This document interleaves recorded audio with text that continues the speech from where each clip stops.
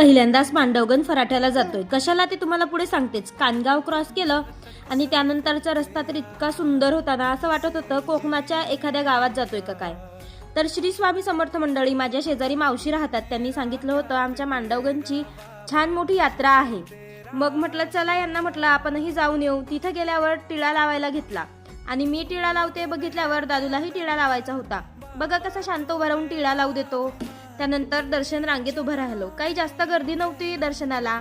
मग तिथं पोहोचलो आणि महादेवाच्या पिंडीची सजावट इतकी सुंदर केली आहे फुलांनी. दादूने डोकं टेकवून आणि हात टेकवून दोन्ही प्रकारे दर्शन घेतलं. मीही दर्शन घेतलं आणि खूप प्रसन्न वाटत होतं मंदिराच्या गाभाऱ्यात. बाहेरचा नंदी तर इतका सुरेख आहे, इतकं छान दिसत होता तो. त्यांचं पण दर्शन घेतलं आणि मंदिराच्या फुलांची सजावट बघा किती भारी केली आहे. दादूला तर खूप करमत होतं, छान डान्स करत होता तिथल्या गाण्यांवर तो. आणि ही सजावट मला खरंच खूप आवडली. तुम्ही जर मांडवगण फराट्याचे असाल ना, तर मला कमेंटमधून सांगा की किती दिवस यात्रा असते तुमची. मग जरा यात्रा फिरायला गेलो. तसं काही खरेदी करायचं नव्हतं, पण आठवलं आपल्या घरी कपच नाहीयेत. मग कपांचा एक सेट विकत घेतला. आता मी कुठला घेतला असेल हे गेस करून सांगा बरं. त्यानंतर मग जरा फिरलो यात्रेमध्ये. तसं घेतलं काहीच नाही, कारण माहिती नव्हतं एवढी मोठी यात्रा आहे, हे सगळं वस्तू भेटतील म्हणून पैसे नव्हते नेले सोबत जास्त.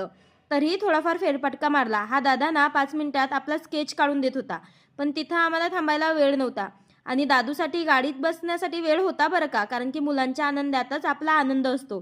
तिकडं तो आनंदात हसत खिदळत होता आणि खुश मी होत होते. आणि असं म्हणतात ना, मायबाप मुलांच्याच सुखात आनंदी असतात, ते खरंच होतंय. त्यानंतर आम्हाला आरतीचा आवाज आला. म्हटलं आता हजर आहोत, नशिबाने आपल्याला चान्स दिलाच आहे, तर चला आरती करून घेऊ. आणि तिथं पोहोचलो आणि सगळेजण आरती करत होते. आम्हीही 2-4 आरत्या करून घेतल्या. 2-4 आरत्या झाल्यानंतर मस्त तिथं शंखनाद केला. शंखनादाने इतकं प्रसन्न वाटतं, असं वाटतं सगळी नकारात्मकता निघून जाते आणि सकारात्मकता अंगात येते.